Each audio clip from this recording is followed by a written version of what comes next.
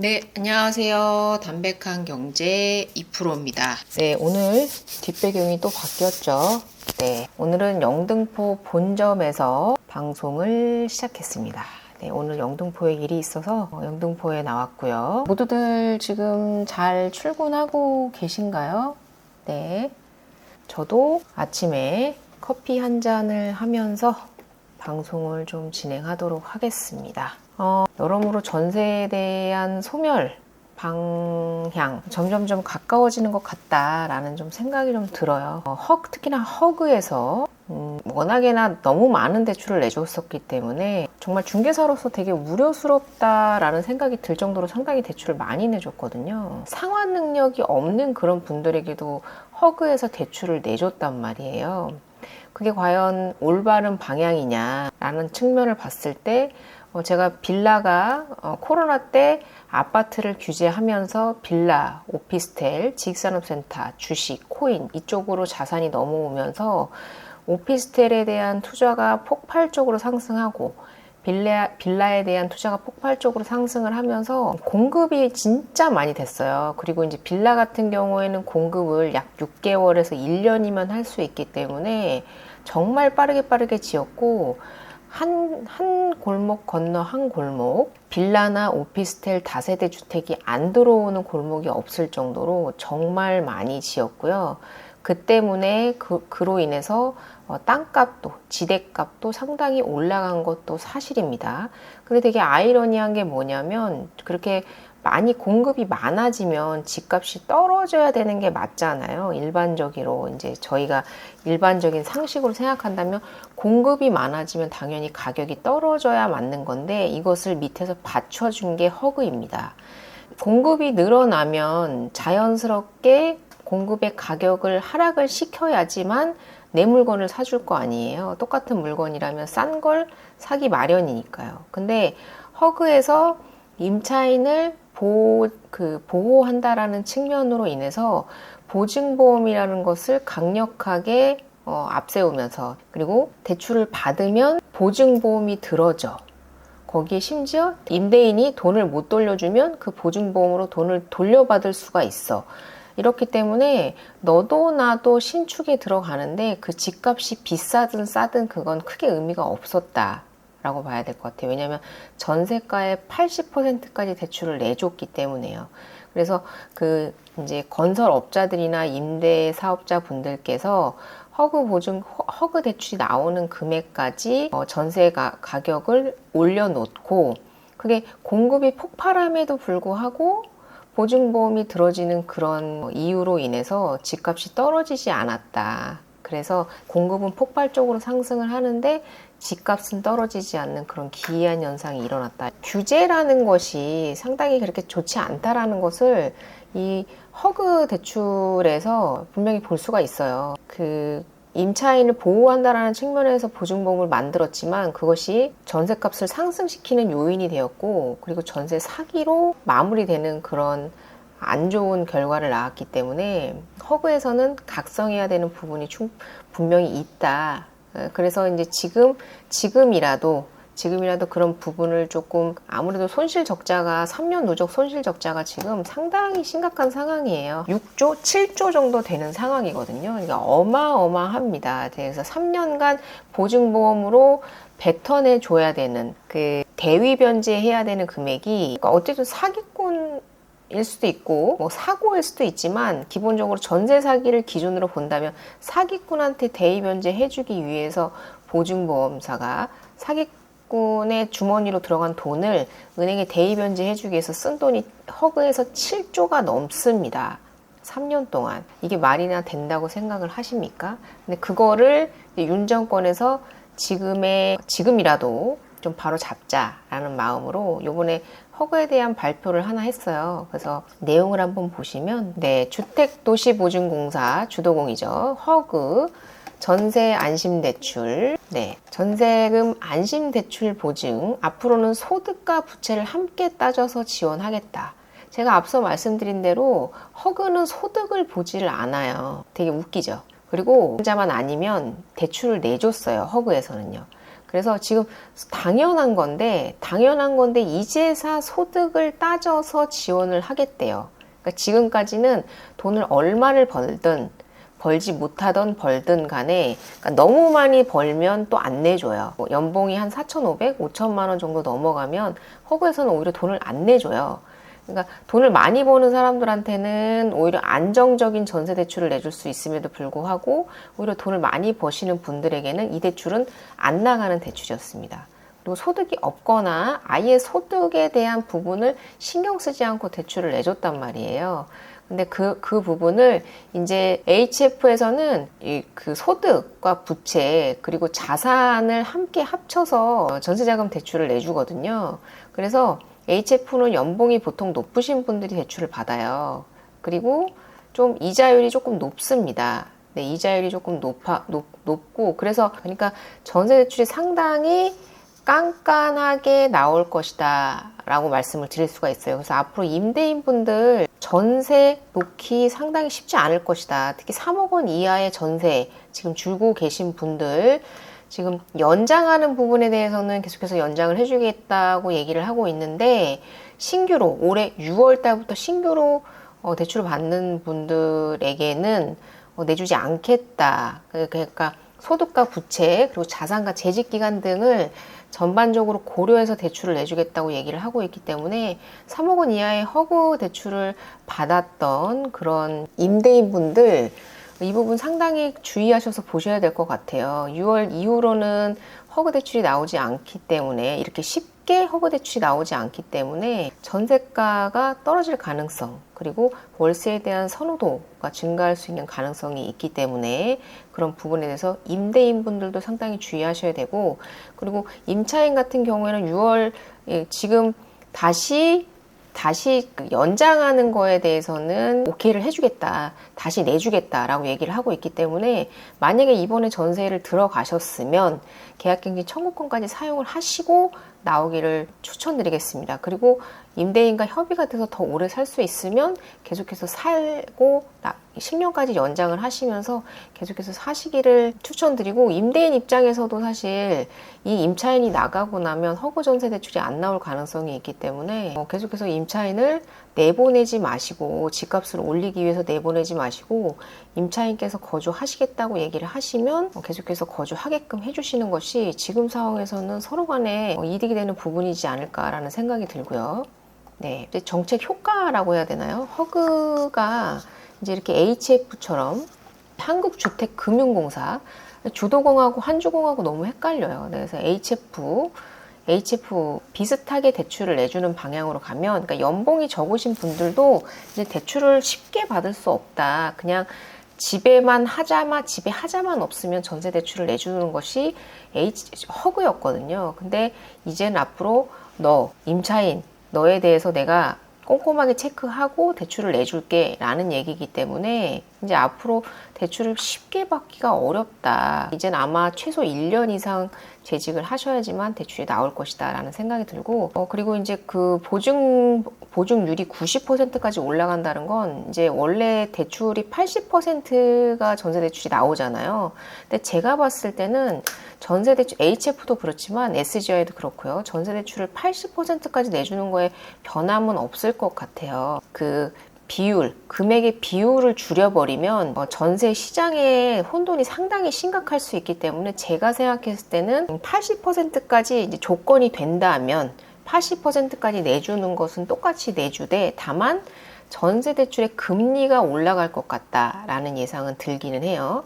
그러니까 차주의 상환 능력을 보고 대출을 내주는 거기 때문에 차주님께서 한 달에 이 정도의 금액을 낼 수 있습니까? 라는 질문에 답하실 수 있는 차주분에게만 대출을 내주겠다. 이런 방식으로 바뀔 것 같아요.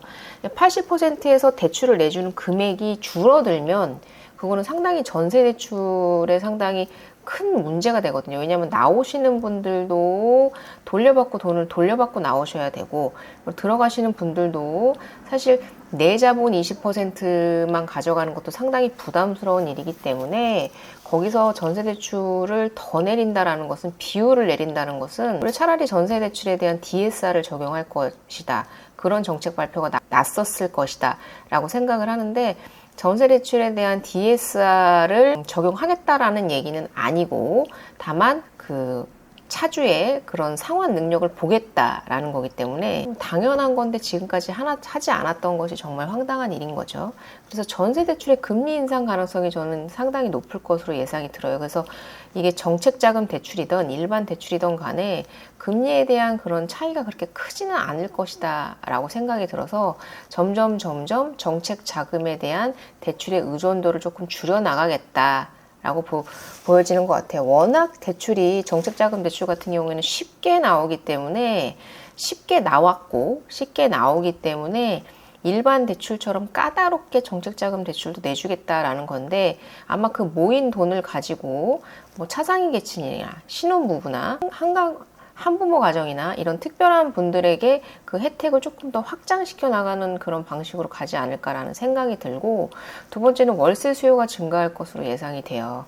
아무래도 전세 대출이 쉽게 나오지 않으면, 근데 나는 집을 구해야 돼. 근데 전세 대출을 안 내준대. 그럼 어쩔 수 없이 부담이 되더라도 월세를 갈 수밖에 없다. 그렇기 때문에 월세에 대한 수요가 증가할 거기 때문에 지금 전세를 놓고 계시는 임대인 분들, 만약에 여유가 되신다면 월세로 전환하는 것을 고려하시고 앞으로의 월세가 계속해서 상승할 것으로 예상이 됩니다. 그리고 지금 전국의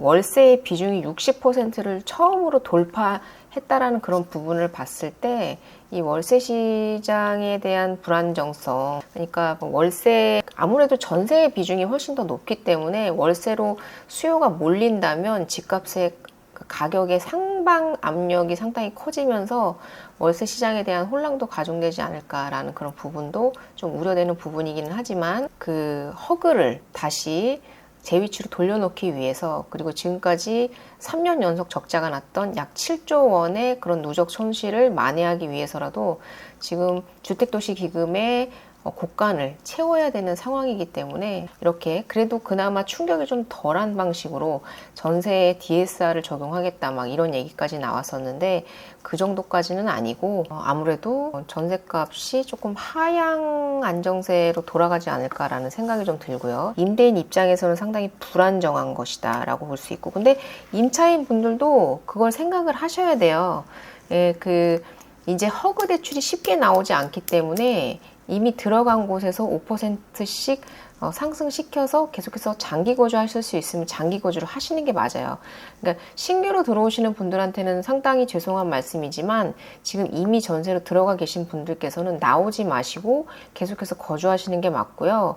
그리고 이제 신규 유입이 되는데 전세 대출이 잘 나오지 않음으로 인해서 월세에 대한 수요가 올라가면서 임대인분들, 월세를 받는 임대인분들 입장에서는 월세의 상승을 도모해 볼 수 있겠다 말씀을 드릴 수 있을 것 같아요. 안에 나가시는 게 좋은 방법이다 라고 생각이 들어요. 지금 아파트 같은 경우에도 전세 비중과 월세 비중이 거의 동등해져 가고 있는 상황이고, 그리고 같은 금액이라면, 같은 아파트의 조건이라면 월세가 더 비싸거든요. 그래서 월세가 2배 비싸기 때문에, 2배가 아니고 어느 정도 비싸기 때문에 뱁새님께서 처음부터 2배속으로 정주행하고 온다고 하셔가지고 제가 월세가 2배가 비싸다고 했는데 2배가 비싼 게 아니고 조금 더 비쌉니다. 그래서 실질적으로도 월세에 대한 그런 부분이 앞으로는 조금 더 각광받을 것이다. 그리고 임대를 이제 정말로 시세 차익을 보기 위한 임대 사업자를 하시는 것보다 수익 안정성 수익형으로 임대 사업을 하시는 분들이 점점 늘어날 것이다 라고 생각을 해요. 좋은 방향이기는 해요. 근데 너무 전 정권에서 이것을 너무나 뒤죽박죽 만들어 놔서 이것을 안정화시키는데 있어서 임차인과 임대인이 조금 피해를 보셔야 되는 부분이 없지 않아 있지만 그래도 어쩔 수가 없는 부분이에요. 지금 뭐 누구에게 이것을 피해를 얘기를 해야 되느냐, 내가 피해받는 것에 대해서 누구에게 얘기를 해야 되느냐에 대해서 참 안타까운 부분이지만, 허그 전세자금 대출 보증 심사 시 상환 능력 고려하겠다고 6월부터, 그냥 과도한 전세 대출이 방지가 목적이다. 왜냐하면 지금 3년간 전세 사기로 인해서, 그러니까 본인들이 보증보험을 잘 내줘가지고 집도 많이 지었는데 집값도 떨어지지 않게 만들어 놔서 대입연재해야 되는 것을 7조나 세금, 우리 국민들의 세금으로 7조나 만들어 놓고 이제사 국민들에게 국민 세금 믿고 버티기 중. 그렇잖아요. 정말로 국민 세금 믿고 버티기 중입니다. 그러니까 자기네들이 선심 쓴다고 허그의 보증범을 만들어 놓고 그렇게 해서 약 7조 정도의 손실이 지난 정권에서 발생했단 말이에요. 근데 지금 이것을 어찌됐든 고스란히 임대인과 임차인이 떠안을 수밖에 없다. 이래서 어떠한 혜택을 주는 것이 그냥 혜택이 아니라 언젠가는 나에게 돌아올 세금이라는 걸 생각을 해봤을 때 전 국민 25만 원 이런 것들 어차피 내가 돌려줘야 될 세금이거든요. 그러니까 그렇게 의미 없는 돈, 퍼주기식 정책의 결과가 어떤 것인지 이 3년 누적 손실이 약 7조라는 이 허그의 지금 어마어마한 대입 연재 금액을 봤을 때도 알 수가 있는 것이다. 보셔야 될 것 같고, 전세 사기로 여전히 허그가 계속해서 손실을 보고 있어요. 2022년 이후 3년 연속 적자인데 지금 작년에도 2조 5천억 원을 손실을 봤다고 합니다. 이거 전세 사기든 전세 사고든 어쨌든 허그가 보증보험을 들어줌으로 해서 대신 우리 허그가 갚아주는 게 아니에요. 우리 국민들의 세금입니다. 주택도시기금은요.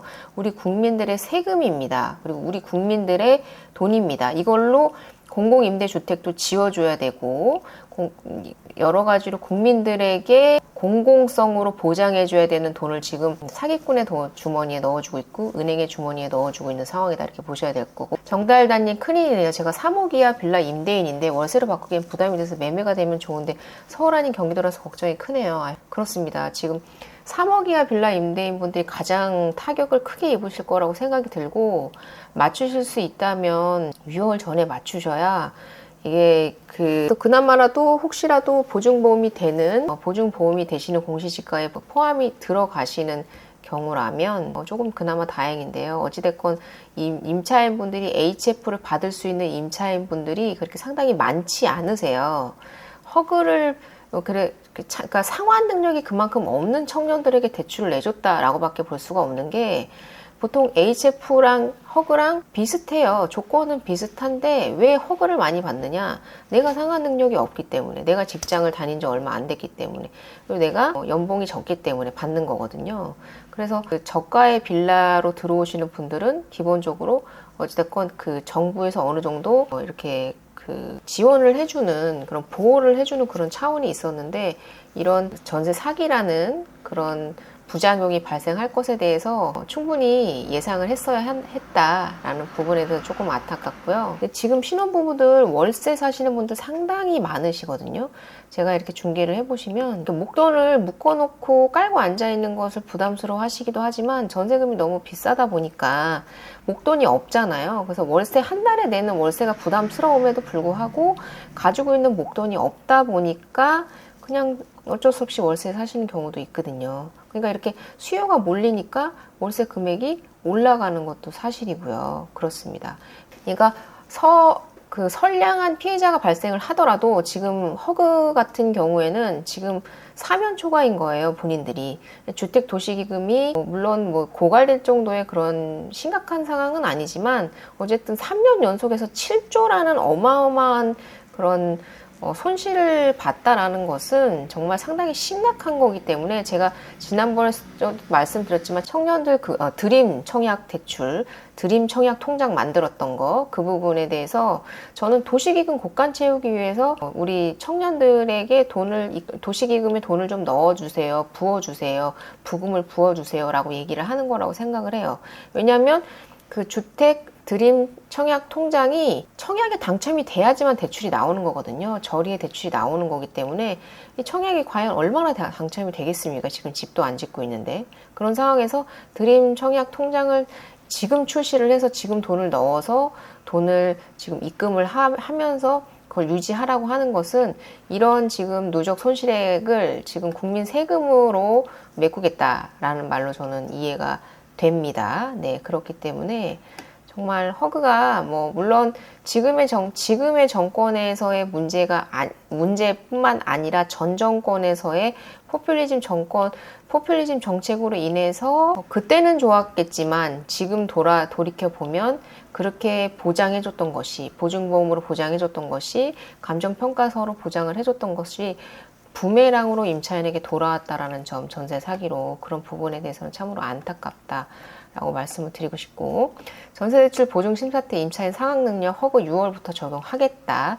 그리고 지금 HF에서 보증률을 90%까지만 국가에서 보장해주고 있기 때문에 10%를 차주의 상환 능력을 봄으로 인해서 되게 깐깐하게 대출을 내주고 있거든요. 근데 허그도 똑같이 90%를 적용하면서 대출을 깐깐하게 내주겠다 라는 거기 때문에 6월부터 적용입니다. 제 방송을 보시면 아시겠지만 제가 빌라에 대한 그런 원희룡 장관에 대한 비판을 상당히 많이 했어요. 근데 이 전세 사기를 만들어내면서 전세 시장 박살내놓고 지금 전세 11만 채 공급하겠다는 게 말이 됩니까? 전세에 대한 공포 심리를 완전히 뿌리 깊게 박아놓고 전세 11만 호로 임대차 시장 해결하겠다는 게 말이 되냐는 거죠. 그래서 저는 그 대권 주자인 잠룡께서 국토교통부 장관을 했다라는 것부터가 되게 뼈아픈 실책이 아니셨나라는 생각이 들고요. 정달달님, 왜 정부는 정책을 자꾸 반대로 멍청하게 내는 거죠? 애초에 정부에서 허그 같은 걸 만들고 시장에 끼어들어서 엉망이 된 것 같아요. 네, 저도 그렇게 생각합니다.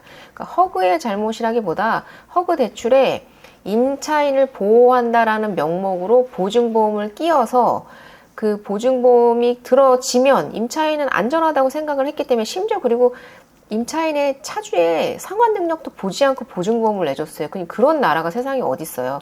그러니까 돈을 갚을 수 없는, 능력이 없는 임차인에게 집을 빌려주면서 네가 돈을 못 갚아? 그럼 우리 국가에서 갚아줄게라고 보증보험까지 들어줬단 말이에요. 정말 서민들 울리는 정책들이 너무 많이 나오는데 지금 곳간이 돈이 떨어지니까 어쩔 수 없이 일반 대출은 조일 수 없고, 돈 많은 사람들은 현금으로 집을 사버리고, 대출은 쪼여야겠고, 대출은 계속 늘어나는데 DSR을 적용을 했는데도 불구하고 대출의 증가세는 줄어들지 않으니까 정책자금 쪼여야 되겠다. 그러면 서민들, 임대인들, 그 저렴한 빌라를 임대하고 있는 임대인분들 완전 박살내 놨잖아요. 공시지가 안 그래도 빌라 공시지가는 낮은데 그 빌라 공시지가 계속해서 내림으로 인해 가지고 보증보험 못 들게 해서 전세가 계속 어거지로 누르면서, 무슨 공산국가도 아니고 어거지로 누르면서 계속 뱉어내줘.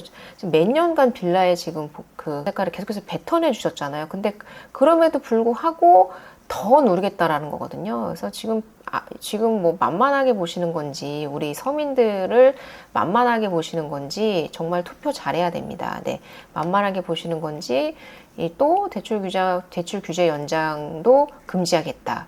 그리고 허그 상한 심사 능력 고려해서 대출을 내주겠다. 그래서 앞으로 저렴한 빌라를 전세에 주고 있으신 분들도 고려하셔서 월세로 전환하게끔 자연스럽게 유도하고 있다, 이런 부분이 보입니다. 상당히 정말 좀 안타까운 부분이다라는 생각이 좀 들고요. 근데 이제 허그에 대해서 얘기하자면 정말로 한도 끝도 없어요. 그리고 허그가 잘못한 것이겠습니까? 정부에서 정책을 잘못한 것이겠죠. 포퓰리즘 정책, 정말 그 포퓰리즘 정책 중에서도 포퓰리즘 정책이었다, 이렇게 말씀을 드리고 싶고, 그 부분을 지금 어쩔 수 없이 누군가는 피해를 봐야 되는 상황이에요.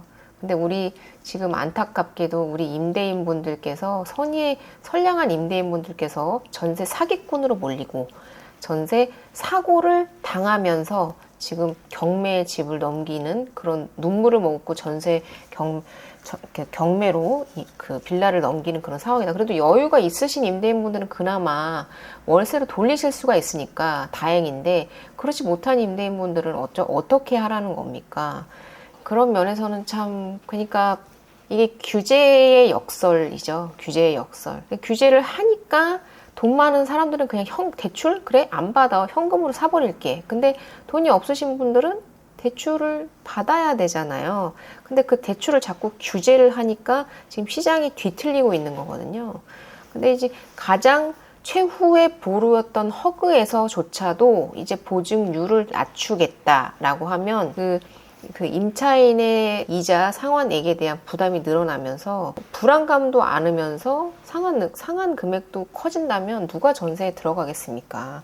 그러니까 전세 시장이 제가 그때 전세 대출은 막을 수 없어도 전세 시장을 붕괴시킬 수 있다라고 말씀을 드린 이유가 지금 이거 전세 대출을 80%를 막는 건 아니에요. 다만 어느 정도 조절을 하는 것이죠. 이렇기 때문에 대출을 이렇게 서서히 조정하면서 전세를 소멸시킬 수는 있다고 생각을 하거든요.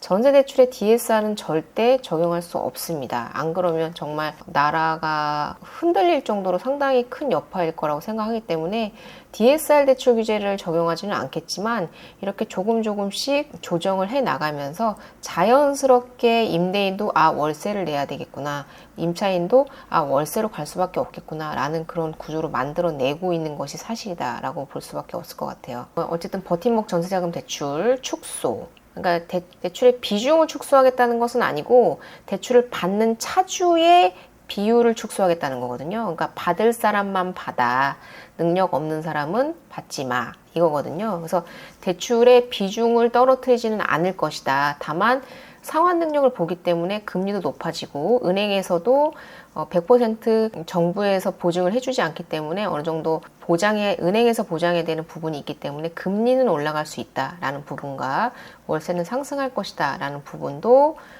말씀을 드리겠습니다. 여기까지 방송 마무리하고 좋은 하루 되시길 바라고요. 도움이 되셨다면 좋아요, 리액션, 그리고 구독 부탁드리겠습니다. 리액션도 눌러주시고 오늘 시청자 여러분들, 구독자 여러분들 너무나 들어와 주셔서 감사하고요.